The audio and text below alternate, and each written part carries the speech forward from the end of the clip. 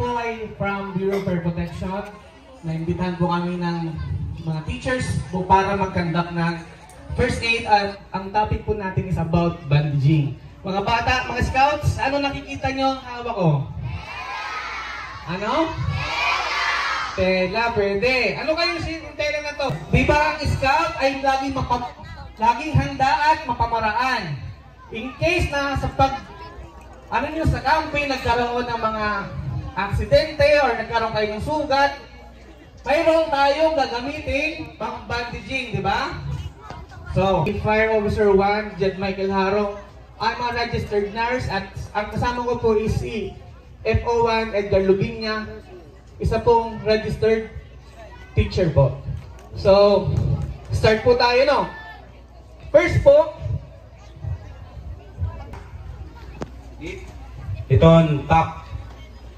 Tinatawag na apex. So, yung top. Sige nga. Pakihawakan niya yung top or apex. So, yan. Very good. Top, top. Ganito nyo. Ito ang big.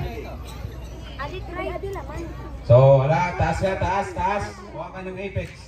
Yan. Very good. Then, itong mahaba na to is tinatawag na side. Side. Sa kabila din, syempre, side by both sides, di ba? Side by side. So, Side, one side. katapos ng side, meron siyang One tinatawag na side. end. End. Yan. Yun. Ano to? Yun, and 1, 2. Ito? Now, yung pinakamahabang parte is tinatawag na base. Base. So, Sugad, sa yan ang gitna, base. tinatawag na sa gitna, tinatawag ko na base. Yan. Yung gitna, tinatawag siya na base. Ito So ngayon, yan ang base. na-identify na natin yung parts ng turuan namin kayo kung paano gawin yung cravat. So, review nga tayo ulit. Ano yun?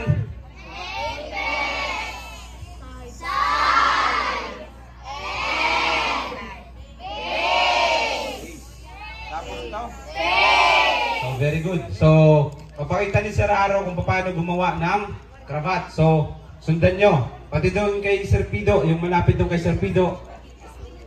So, lahat po yan, alam namin. So, yan. Papakita namin. Sundan nyo po. apex, hawakan yung apex. Hawakan yung apex. Tapos yung base. Yung base.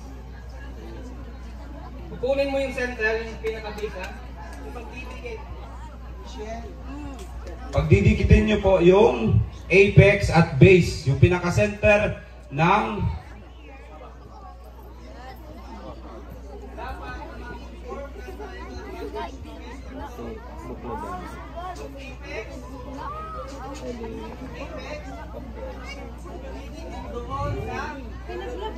yung pinakakuan, oo. sundan nyo. Yan, correct. Yan. Very Yan. good. Tama ate. Very good. Yan. Parang, ano siya? Sobre, di ba? Sobre. Nakuha? Uulitin lang natin. Fold. Ganun pa din. Yan. Very good. Ay, galing. Hold. Correct, very good. Yan.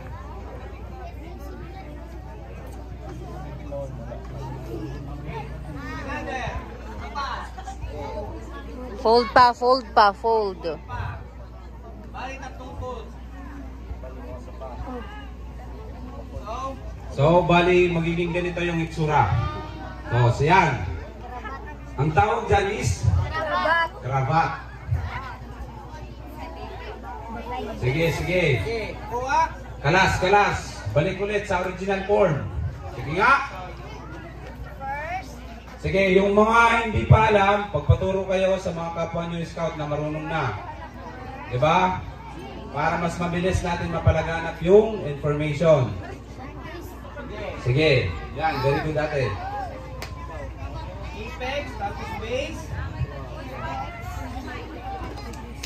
Ulitin ng 3 beses. No. B, i-diretsuhan na lang. Yan, sugad. 1. Dito, ano B, no? Ikuan dito, isagad mo. Yan. Anyway, yan, sugad. Sige, balik, B, balik.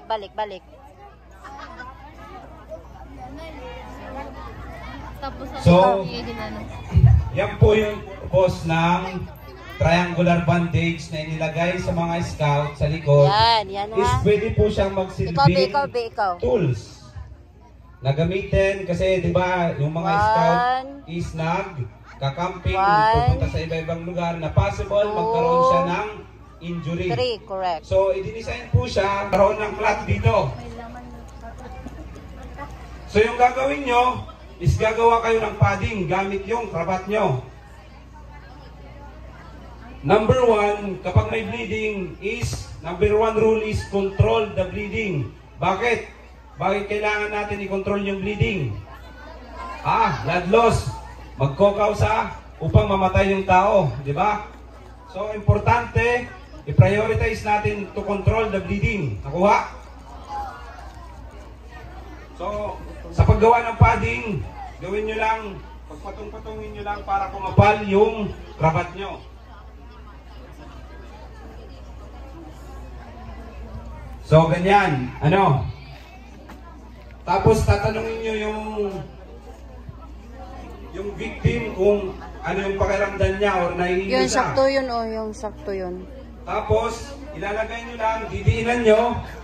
Huwag kayong matakot sa dugo kasi wala pang namatay na nakakita ng dugo. So, huwag kayong matakot. Kasi baka ma-unconscious kayo. Madismayo ba? So, yung gagawin nyo, didiinan nyo lang kung saan yung sugat. Para Para ma-prevent yung blood loss. Mapigilan yung pagdaloy ng dugo. So, yun yung gagawin natin. So, kung dalawa lang kayo, conscious naman may malay naman yung victim, sasabihin nyo, sir, pwede pakidiinan muna. Pakihigpitan mo lang, sir. Tapos, gagamitin na natin yung krabat kanina.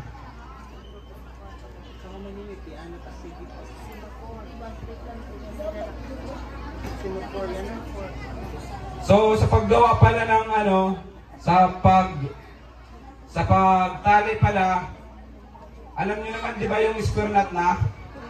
Alam niyo, di ba? Bakit kaya square knot yung ginagamit natin? Para matibay, tapos para mas madaling matanggal, di ba? Easy to use, tapos easy to lose, di ba? So, yun yung ginawa natin, yun yung gagamitin natin. So, tignan nyo si Serraro yung gagawin niya.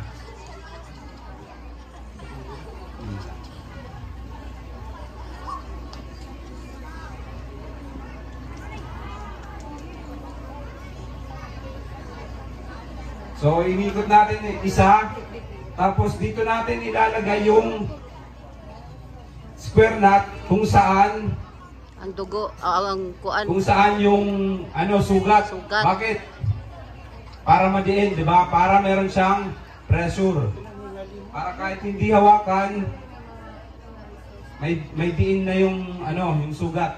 So, kapag nagawa na natin yung square knot, itatago lang natin yung sobra para hindi siya makalat tingnan, tapos hindi siya makadistract sa victim. So, ganyan lang po yung gagawin kung meron head injury. Dito naman, nabagsakan ka ng falling debris. Halimbawa, nabagsakan ka dito. Nasa top of the head yung sugat mo.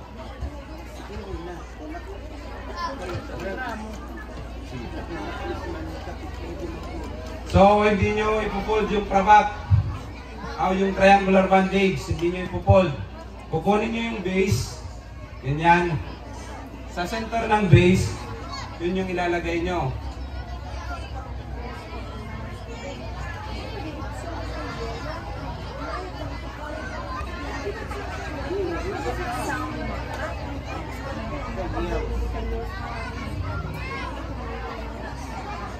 So yan.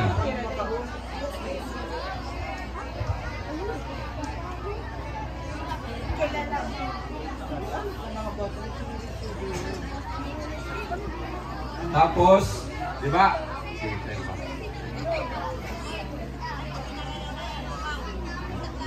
Yung sa likod, yung apex is uhugutin nyo para may diin siya dito sa taas. Uy, ano yung pressure? Ala Ate Nelly. Ano, nakita nyo? Ate, niya napapanmalit oho ari nagle-lecture oho ato pinangaon. Alayon, makaarawod. So yan. Itong sobra na to, itatago nyo lang ulit. So yun. Bubutongon, Yan na, tapos yan. itatago.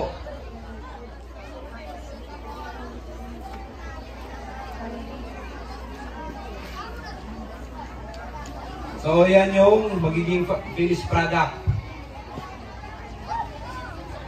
Meron ditong ano ha, padding para ma-prevent yung bleeding.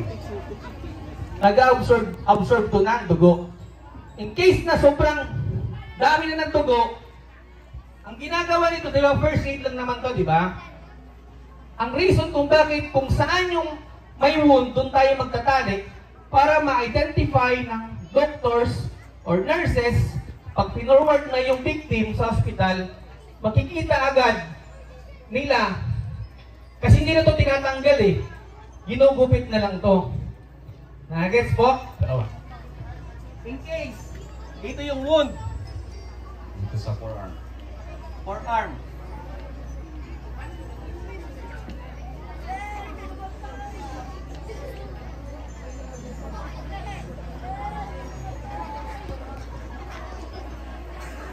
So tingin dito, tingin. So, ang sugat ay dito, di ba? Dito si Sir nagtali ng square knot. Bakit? Bakit yan? Sige, para ma-identify ng medical practitioners, doktor o nurses, kung saan yung part na mayroong sugat. So, pagdating sa hospital kasi, maaaring puno na yun ng dugo, hindi na ito kinakalas. Ang ginagawa sa hospital, as a nurse, dito yung tali, dito yung sugat. So, gagawin ng mga medical practitioners is, dito gugupitin ang krabat. Kalinaw? Kung saan yung may sugat, doon ano? Very good. Tapos dito, kulang pa yan. Kasi kapag naglalakad tayo or ibibiyahe yung victim, is pwede pa din tong lalagyan pa natin dito ng additional na support gamit yung krabat natin. Nakuha. So, papakita ni Sir.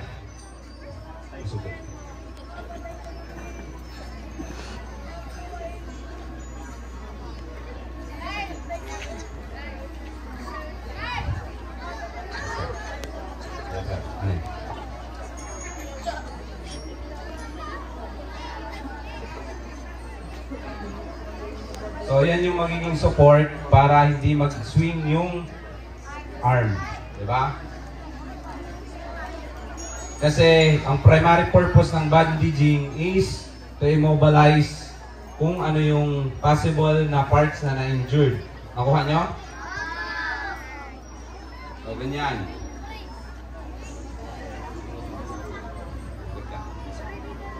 So, yan. Observe nyo ha. Square knot. Tapos square knot pa din yan ha. Then, cravat, isa lang. So, yun. Kakalasin na natin. Sunod natin is possible wound on the neck. Ganun pa din, apply direct pressure using dressing ng triangular bandage. Kasi nga, nag-a-absorb to ng dugo.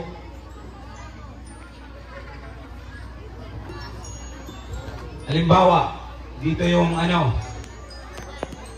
dito yung sugat. So, didiinan lang yan.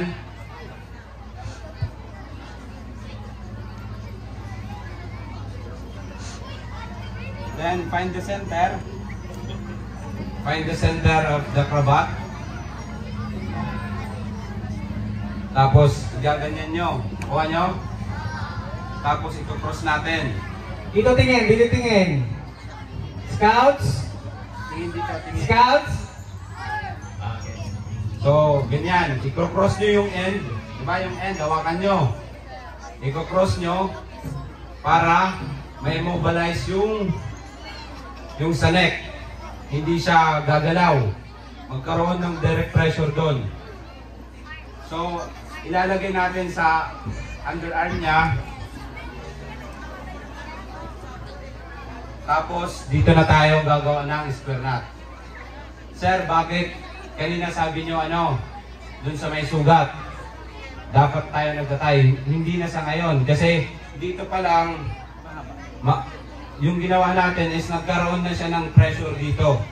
Kasi, ikrinos natin yung cravat. Di ba? Ganon.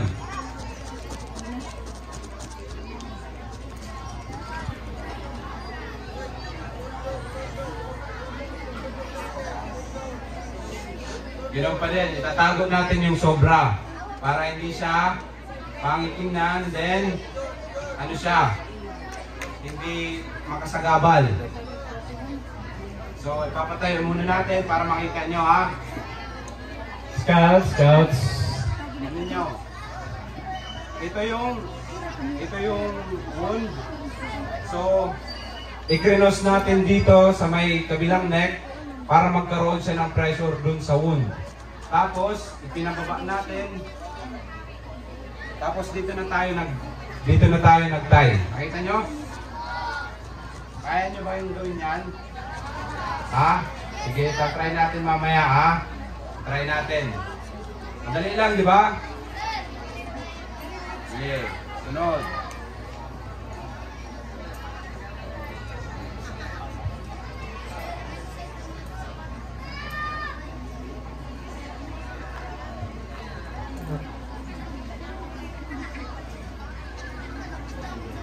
Halimbawa, kapag nasugatan yung kamay natin, huwag natin ibababa. Kasi, yung gravity is bababa, di ba? So, mauubos yung dugo mo. Dadaloy yan. Kaagad. Dapat, anong gagawin? Press, then itataas mo. Di ba? Itataas mo para ma-delay yung bleeding. So, ganun pa din. Gagamit kayo ng padding. Tignan nyo, ha? Sige, pwede nyong sundan. Mag-partner kayo dyan. Mag-partner kayo dyan. Sige, gawin nyo. Sige, katulad ng ginagawa nila ate, pwede nyo sundan yun. Face your partner. So, linya muna kayo yan. Face your partner.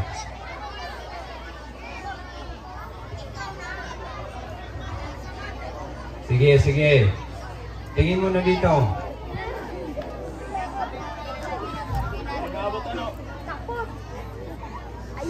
So yan. Ganyan dapat yung magiging itsura. Pwede mo manining nga gusto mainin. Ganun ba? Bakit mag-square knot?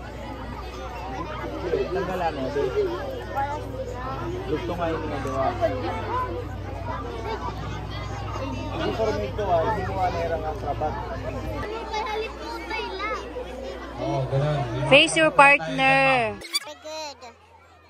Sa kamay lang muna kamay. Usually sa kamay man. Yun, very good. Very good. Ikaw. Yan. Tama yung naman. Check natin. Huwag mong galaw. So, ito si ate. Ate, linagyan ng padding, tapos ma-observe nyo na maganda yung pagkagawa. Tapos kinulang siya ng pangtali. Nag-initiate siya, nag-improvise siya. Ginamit niya yung niya. Para magawa yung proper na tali. So, yan yung ginawa niya. Very good. So, palakpakan natin si ate. Ate Liana. So, very Ganyan. Tapos, kunin nyo yung chest, yung gitna dito. Lapat nyo. Yan yung ginagawa ni sir.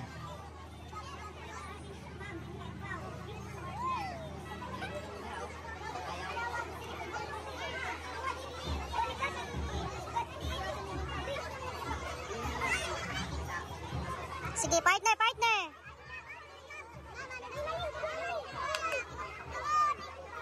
Dito sa chest.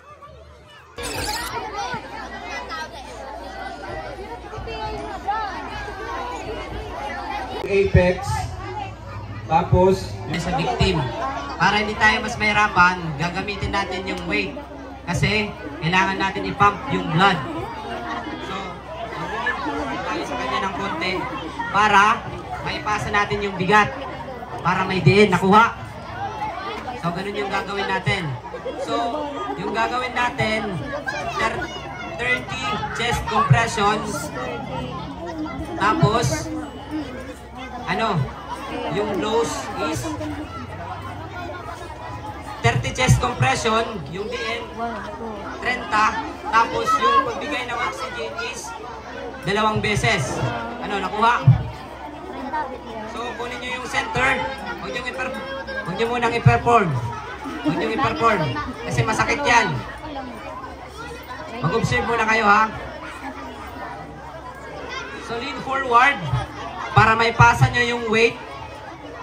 Then, yung pag-count nyan, 1,001, 1,002, 1,003, 1,004, 1,000 para makasabay siya sa seconds. Nakuha nyo? 1,001, 1,002. So, ganun. Naka-lean forward ka. Imagine na tapos na. Nag-conduct ka na ng 1 cycle. Nag-conduct ka na ng 30 chest na compression. So, ngayon, hawakan mo. Bubuga. Ha? Bubugaan mo siya ngayon ng oxygen. Tapos, katapos mo magbuga ng 2, titingin ka sa chest niya. Tapos yung face mo is nandito sa airway niya. Bakit? Kasi yung face natin is very sensitive. Diba? Nararamdaman natin yan kung may hangin na. Nakuha? Naintindihan nyo? So, 30 chest compression, then blow 2. So, titingin tayo doon para ma-monitor natin yung rise and fall ng chest niya. Ganyan, bali, dual purposes yung ginagawa natin. Dito, sa air, tapos dito yung rise and fall. Nakuha nyo?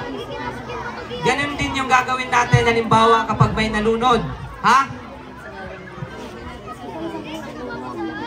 So, uulitin natin yan hanggang magkaroon na siya ng pulso or magkaroon na siya ng breathing. So, mapapansin natin dito, pwede tayong kumuha ng pulso sa may liig.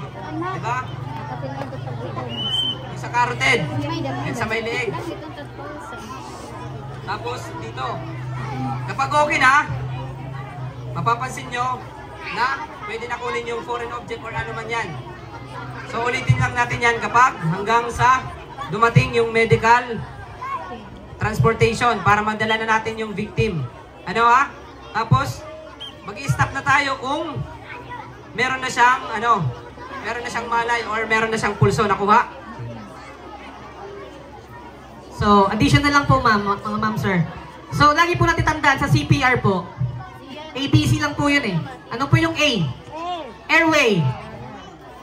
Kahit anong kasing gawa mo ng, kahit anong kasing ituloy-tuloy mo yung CPR, kung alam mo naman sa sarili, sa nakikita na visualize mo, na mayroon siyang foreign object, dapat i-clear muna natin yung letter A, yung airway.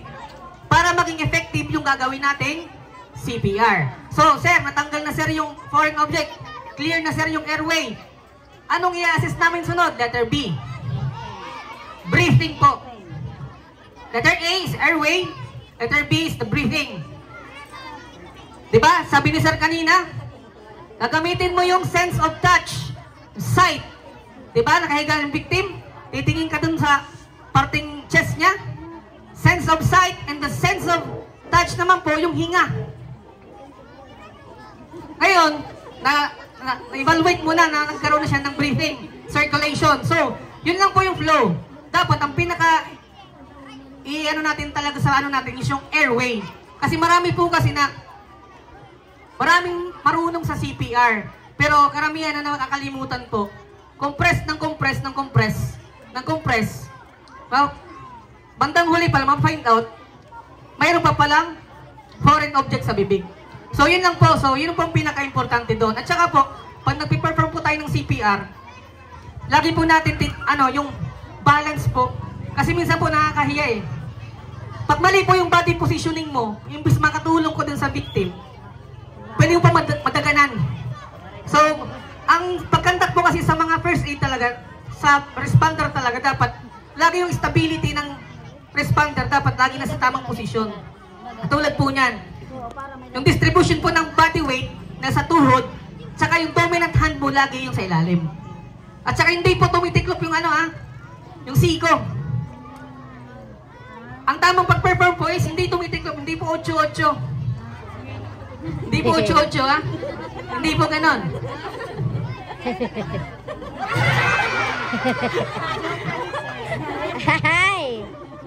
Straight po, hindi po nabaliko po yung siko ha.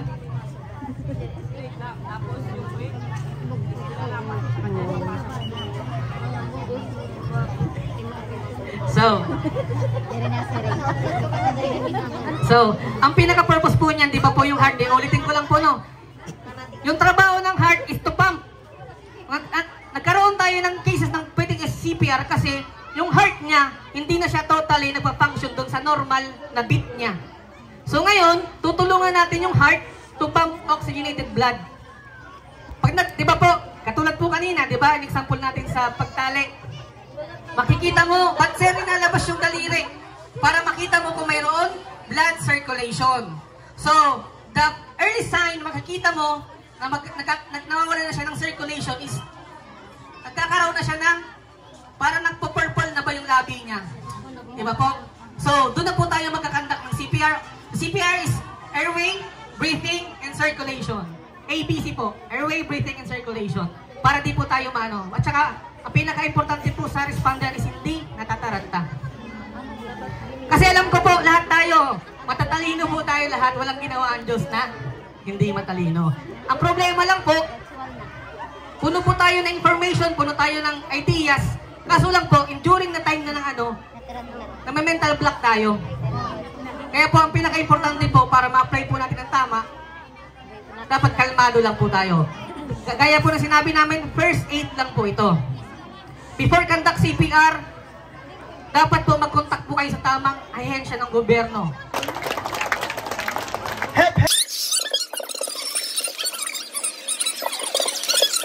Department of Education Region 8, Western Visayas Schools Division of Leyte, Mayorga District Certificate of Appreciation is given to FO1 Edgar B. Lubinia II for imparting his valuable insights and inspiration to the learners, teachers, and parents and community members as Rock Elementary School, Mayorga District, Mayorga Leyte. Signed, GSP District Field Advisor, Maribel L. Amistoso, BSP Linya.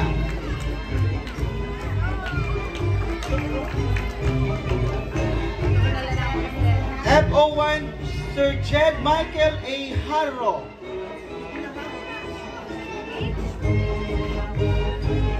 Another certificate of appreciation is given to Sir Carl Andrew G.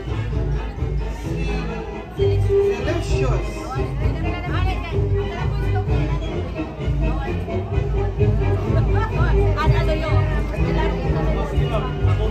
May request our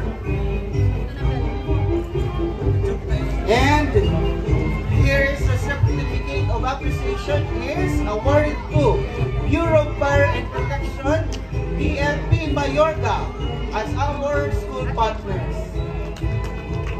Thank you so much and God bless. Hep hep! Hooray! Okay.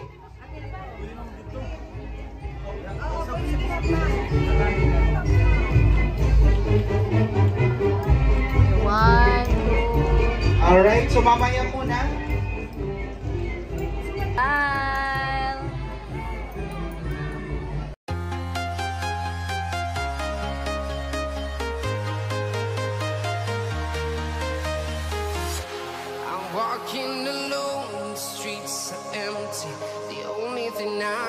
is my own silhouette. I'm getting stronger, step by step. The clock is ticking, but there's no time for regrets. I've been flying from town to town,